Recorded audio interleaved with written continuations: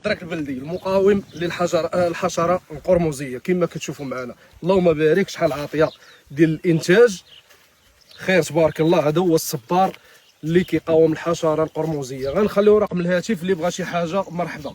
كونتيتي اللي بغى قرب هنا باش يشوفوا تبارك الله الودنه اللي مخرجه. الدراك تبارك الله هو النمو ديالو غادي مزيان، غتحطو غيشد ان شاء الله في البلاصه تبارك الله. كرموس ها هو منور تبارك الله. اللهم بارك. خاصها النحيله تنحل عاقل على الله يسر الجميع وتحياتي. بزاف الناس تيكونوا تيتفرجوا في بحال هاد الفيديوهات بحال هكا وتجي مغريبه كيفاش ودنا مزروعه باقا في الارض ونوضه الكرموس بحال هنا كيف ما تتشوفوا. شو هنا تيبان لك ودنين باقي الله مزروعين ومخرجين الكرموس. الناس كتسائل كتقول واش فعلا هاد الدرك غير تزرعو غيعطيك الكرموس؟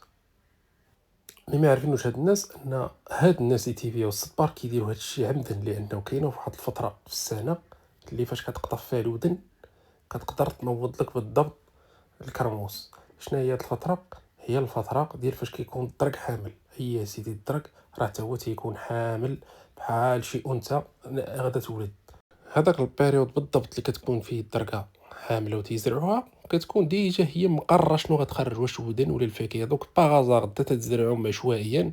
كاين الودن اللي كتخرج لك غير الدركات ودينا دو الدرك، كاين الدركه اللي تتخرج لك فيها البراعم تاع الفاكهه اللي هو الكرموس، وكاين الدركه اللي كتخرج لك داكشي مخلط فيه الفراعم تاع الفاكهه وفيه الودنه.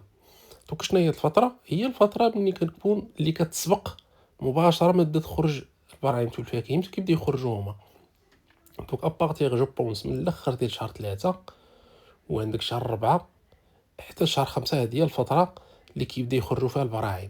دوك حنا الفتره اللي كيكون فيها الدرك حامل شنو هي؟ هي مارس واللور. عندك شهر 2 وشهر 3 هاد الوقيته هما شنو تيديروا؟ كيكون الدرك حامل وقريب يبدا يخرج في الكرموس ويخرج في الدرك. هما تيمشيو في ديك اللحظه تيحيدوا ديك الودن اللي هي ديجا حامله وتينقلوها.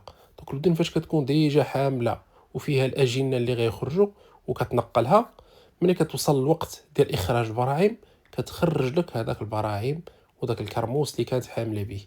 دونك الدركه انت اين فوا كتزرعها واخا فيها الكرموس كتنوض لك هذاك العام داك الكرموس، واخا كيجي عيان وما تيتكالش وكيجي كاع صفر ما صالحش للماكله. دونك من بعد راه ما بقاش كتخرج لك الكرموس، غتبقى كتخرج غير في الودن تتكبر تدوز واحد العام ونص ولا عامين عاد تقدر تبدا تعطيك شويه ديال الانتاج. دونك انا باش الناس يعرفوا ان هذه غير مجرد حيل باش يجبدوا الزبناء باش يقولوا فوالا هذه ها هي باقي الله زارعها ومخرج الكرموس، يعني الا ديتها زرعتها وكبرت شويه من الله شحال تخرج ليا تاع الكرموس. دونك هنا هاد الفيديو كنشروه غير للتوعيه باش الناس اللي ما عمرهم كسبوا الصبار وما عندهمش عليه معلومات وما عارفينش التقنيات اللي كيديروا هاد الناس اللي هي التقنيات التسويقيه باش يبيعوا لك المنتوج، ها هي المعلومه عندكم باش تكونوا عارفين.